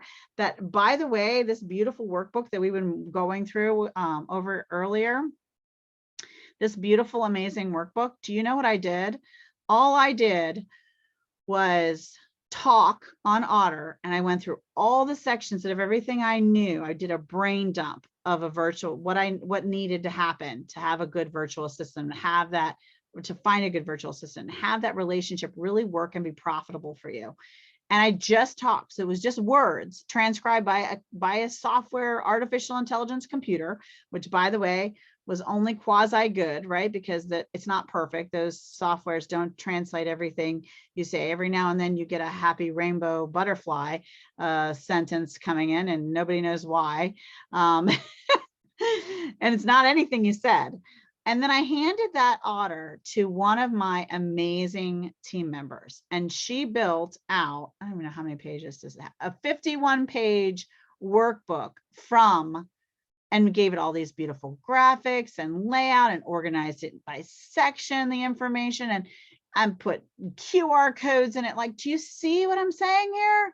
Like, I didn't do any of that. All I did was talk. And that happened. And it was on my project list in my Trello board for us to achieve that. Check and check. We now have a video training course right on my website. And part of the training is that workbook and the videos that go with it. So important links. This is another thing you want to keep track of in your Trello board and how you're organizing and managing your projects with your virtual assistant. So you want all the things. So maybe you are an affiliate of someone else's program, or maybe you have, you were on a podcast and you want that link to be there so that it can be included in social media. Any important links, your calendar link, all those links, all of your social media tabs should be here. Resources that you have. Maybe you have a speaker sheet, like I have a speaker sheet. Maybe you have one of those ebooks on all your talks. That's a good resource. Maybe you have, different things that you hand out or use as tools as a resource. Then time tracking. When you work with a virtual assistant, really nice to use this Trello board. And then for the month of December, every single time that they spent, the time tracking can be uploaded here, especially if you're using Clockify or something else. I don't have to do that with GoLance because I can go right into GoLance, look at all my reports, see all my people, see all the work they did, a detailed description of how they spent their minutes, and even image shots, like I said, of what they were doing physically on their computer screen while working. So I don't need that as much, but for our clients don't have access to my GoLance. So our team dual tracks. They track in GoLance, Time Tracker, and in Clockify at the exact same time, so that every month at the end of the month, we can provide them the detailed report of Clockify of how they spent their minutes and what they did and where all the time went for the projects. And that's just a really great way to kind of stay organized. And it's also a good resource for you to see, okay, whenever we do research or whenever we do social media for an entire month to get all the content done in advance and scheduled, we need about this much time, which means if I'm paying a person XYZ an hour, I need about this much budget for that project in my company. So this data and this tracking is incredibly important to your success. And so hopefully I'm making that point. All right, so managing projects. Oh my gosh, what can they do? This is my favorite part of the event, and we are coming to a wrap, and I'm like not even frantic and might have extra time to spare. Lisa says, who's the body snatcher? Where did the aliens take you, Jessica? This is not how you roll. Normally I'm frantically spewing all kinds of information saying, wait, there's not enough time. We need to do more. All right, so I have listed in this guide, and we're just going to run through some of them because it's fun, over 100 things, literally, and there are thousands, and this is just some of it, but over 100 things a virtual assistant can do for you. And so I'm getting through some of the other sections of our book here. All right, tasks that they can do for you. So, whoops, we're not at number 1 yet. Told you there was a lot. All right, so we talked about the formula, right, of 1/3 things that are money-making actions, 1/3 are social media, and 1/3 are those admin tasks, right? All right, so support and development. So social media content plan and strategy, content creation, scheduling the posts, manually posting, because not all schedulers are going to have every single platform. So far, I haven't found one that does everything, because I mean, like I said, I have clients all over the planet. So we're doing like in a personal Facebook profile, as well as in a Facebook group and a Facebook page, and you know, it's like there's, and then Instagram and Twitter. And so you have a couple of platforms that do most of this auto scheduling, but not all of them. So there's usually a trickle of manual posting that just happens. Social media notifications. Oh my gosh, this is one of the most important things. And one of the first things actually I outsourced personally, that and following up from my virtual networking events, because there were so many of them that I was doing. The notification is huge, and it's because of the reciprocity thing, right? When someone tags you in a post, you want to like, share, and comment. When someone posts something that's in your world or in your space or in a group, or tags you because it's a potential work job for you that you're going to lose money, if they're doing a shout out for you in a post that says, hey, if you need mindset coaching, you should go to Mary, because Mary is the best mindset coach on the planet. And they tag you in a post like that and edify you that way, and you don't deal with it because you just haven't caught up with your notifications, man, that's not so good. And you just lost potential money and client and that relationship with that person who's doing shout outs for you, because why would they do shout outs if you're not even going to follow up and bother to comment? So social media notifications, those happy birthdays, those congratulations, those like, sharing, comment, more important than you think. The universe is 100% paying attention. Direct message campaigns inside those platforms, Facebook, LinkedIn, Instagram, Twitter, all of them, you can send direct messages. And did you know you can even reach out to people on YouTube? So there's all kinds of things you can do. More social media engagement and comments. So think about your ideal joint venture partners you don't have yet, or some that you do have, as well as your ideal prospects and clients, to be engaging on their posts and supporting them. People pay attention to that. They really care about it. It's important to them. Creating blogs, so writing articles, writing blogs, putting blogs up on your website, writing articles on LinkedIn, all those kinds of things are huge. Increasing your followers, inviting people to like your page, follow your group, subscribe to your YouTube channel, making personal invitations out to get that.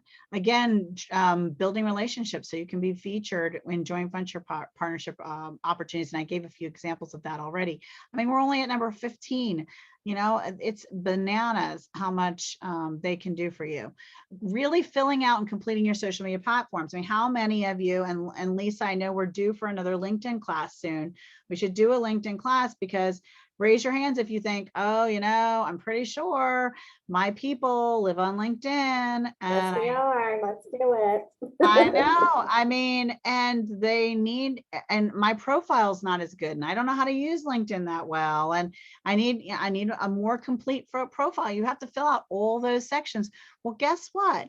With the right kind of guidance and training, your VA can actually fill out those profiles for you so that you have really complete profiles on all the different platforms that you're on. And then they can even do direct reach out campaigns and engagement. Research, we talked about research. They can research hashtags and keywords for your business. This is a huge thing.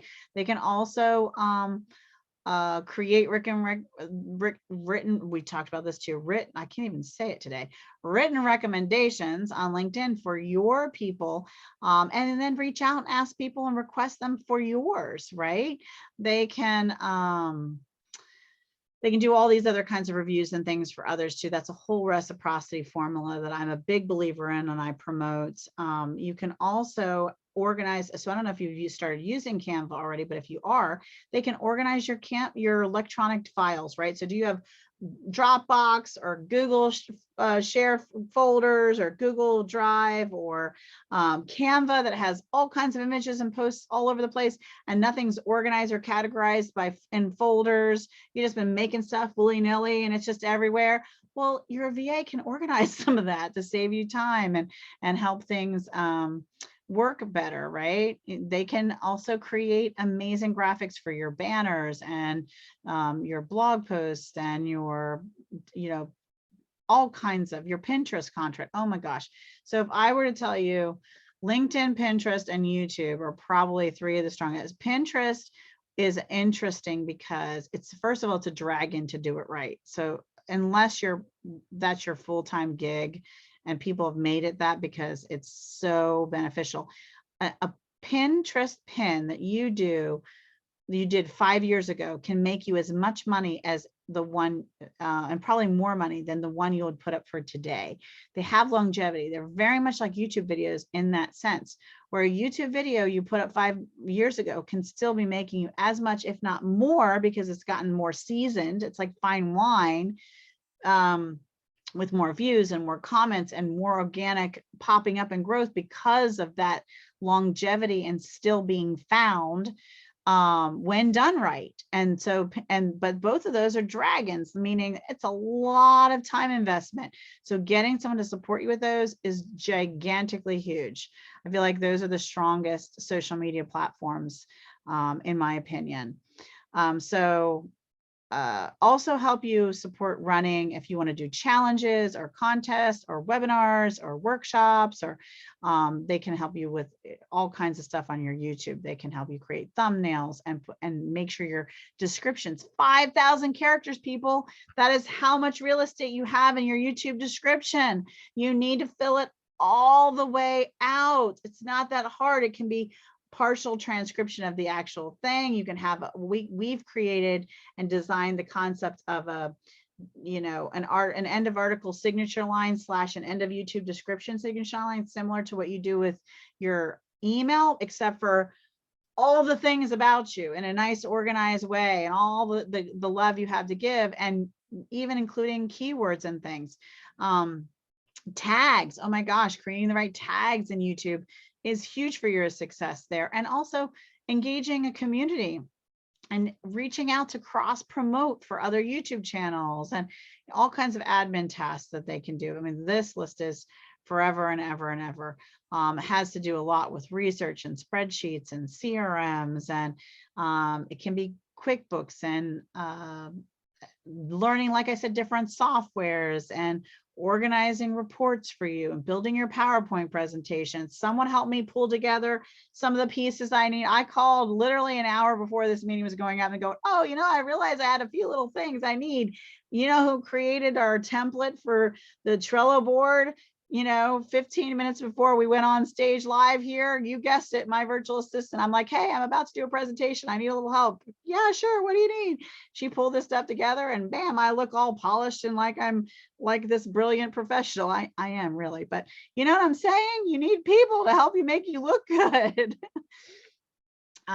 Greeting cards and newsletters. This can be outsourced. This can be outsourced to a local college student or a high school student. You can have handwritten beautiful cards, beautiful messages that look so personal and that you've outsourced. It doesn't have to be a virtual assistant on the other side of the planet. It could be, I have college students come all the time to my house. They help me with professional organizing. They help me with cleaning. They help me with wrapping. They help me put my Christmas tree in I have snowflakes hanging from my ceiling. I had that done last weekend. The tree is up, snowflakes are up.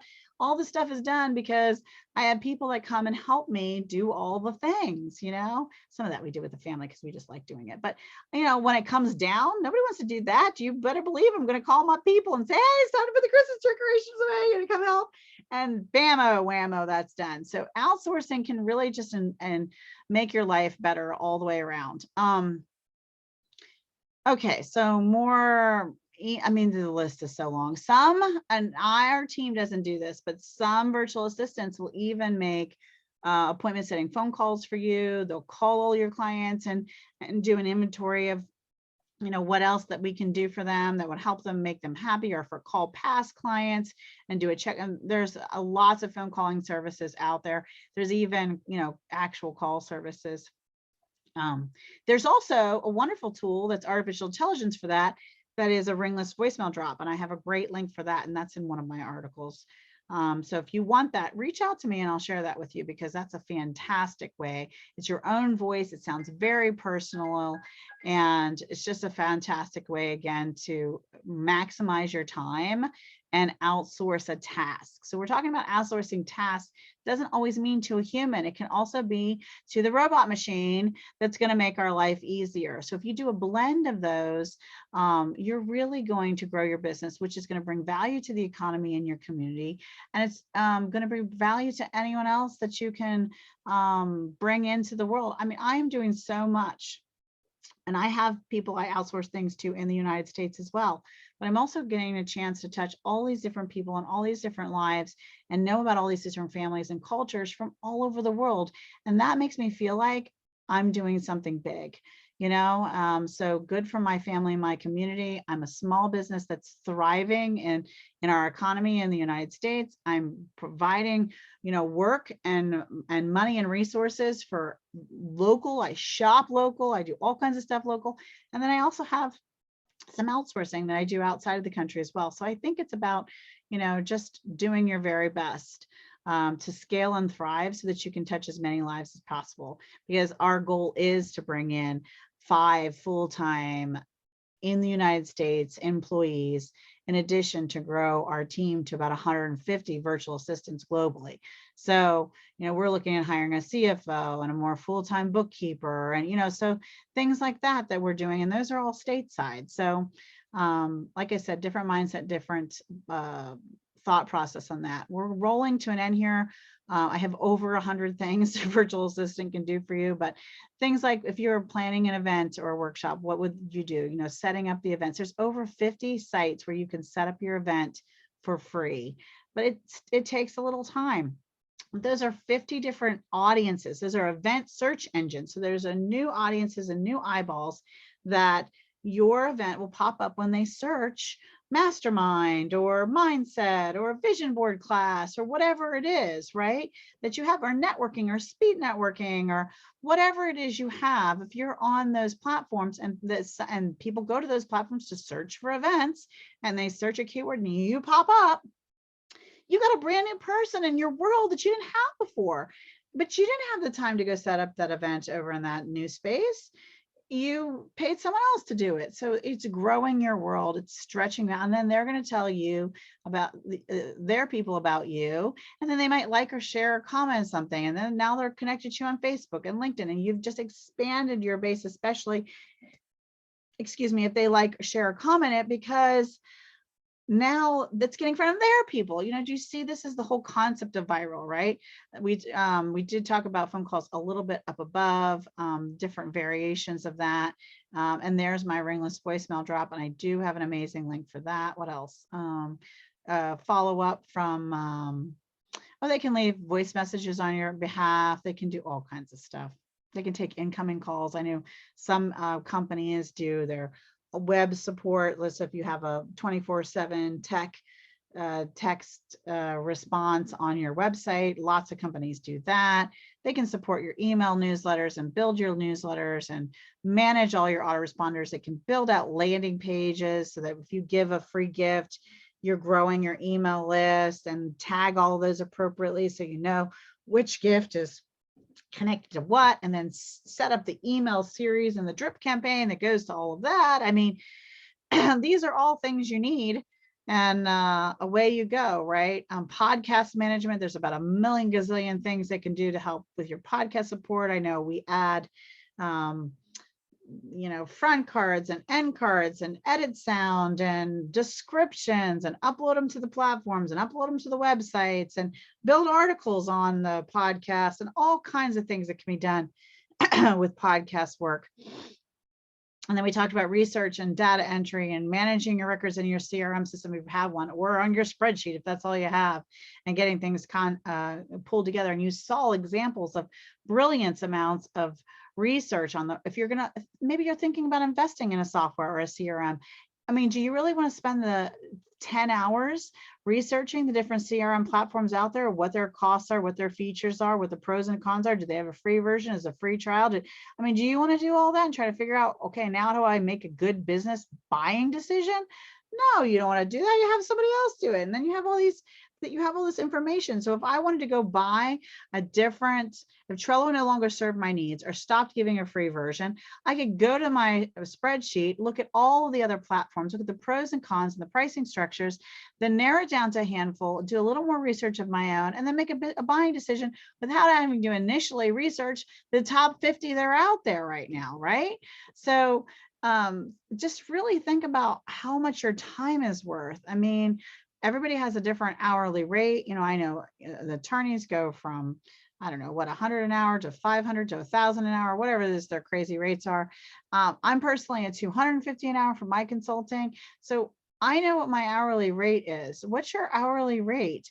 Think about if the job that you're doing, like research, is something that someone else who's brilliant and who would appreciate the work and really like to do it can do for a lot less than what your personal hourly rate is, then you definitely should be outsourcing this to them, right?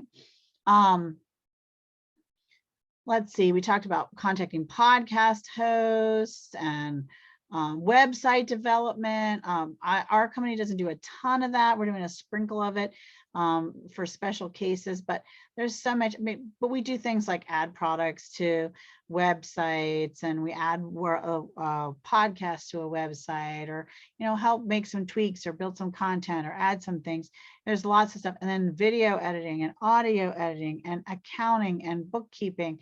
I mean, see, there's just so many things to think about when, and potential for how your company can grow, and you can achieve all these things on your list when you got it. The word is help. Here it is. When you have help. All right, I'm going to say if there are questions, I know there's a couple of people on here. I've been rambling my brains out. I'm going to put the link to this article in the chat too for the people who are on now. That way they don't have to wait to get it later, but I will also make sure Lisa has it so that it can go in the description of the YouTube video when it gets uploaded to the Thank you YouTube so much, Jessica, for all this information. Oh my goodness, I need one right now. I know. I And you need a know what? VA. Do you know what's interesting and fascinating is it's trending in the career corporate space. So as long as it's not against someone's personal direct contract with their employer, it's highly trending that employed corporate employees are getting assigned, oh, you have to do, oh, Fred, you need to make that report, make that PowerPoint presentation, build that social media, do this. They're outsourcing it, getting someone else to do it. They're reviewing it and tweaking it, and then they're submitting it.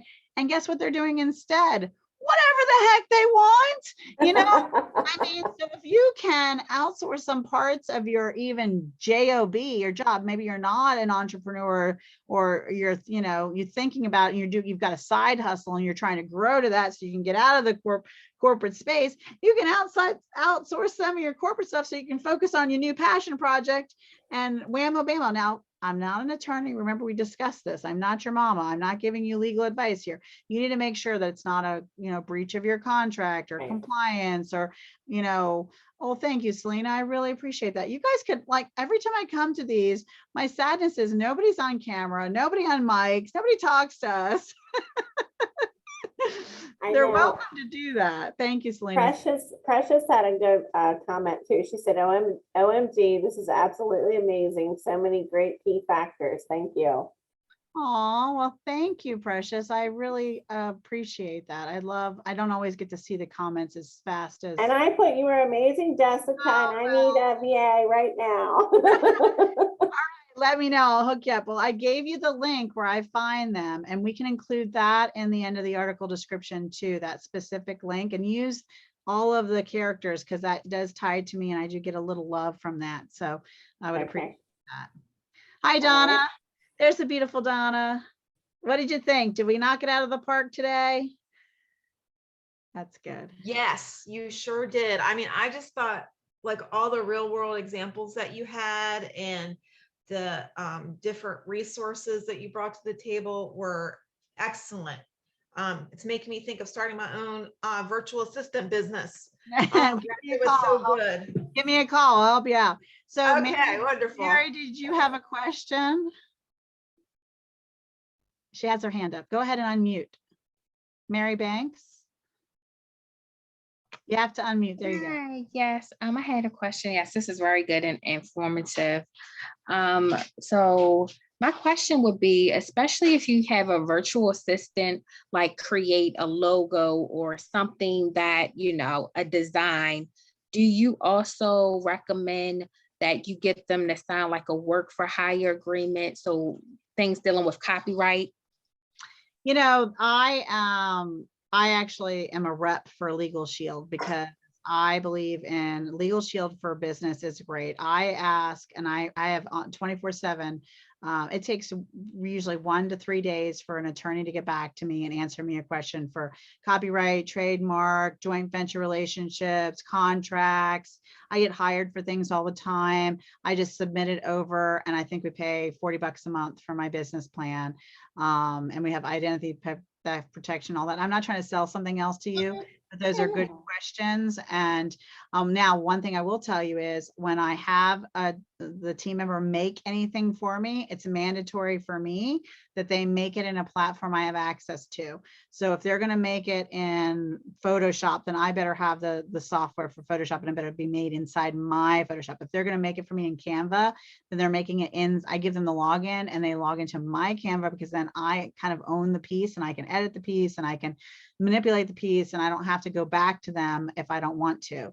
You see what I'm saying? So I try to make sure that all the things, like when you create the Trello board, all my clients, if they come to us and they work in our agency, they create the Trello board. So they own the board. We're just added to it, invited to it by them. So they could remove us. So they have the power of the board. They own all the stuff on the board. So make sure you're making the board. Don't have the VA set up an account and make a board for you, because then you don't have the username or the password, right? So trying to keep control of some of those things is really good. And I didn't even get to share with you guys the concept of the password piece. And I don't know, hopefully it's okay, Lisa, I'll do a shameless plug, is I do have a lot more details in my video training and guide on my website. And it is $127 right now. It's a soft launch, and I have an affiliate program, which means I share 40% of the sale.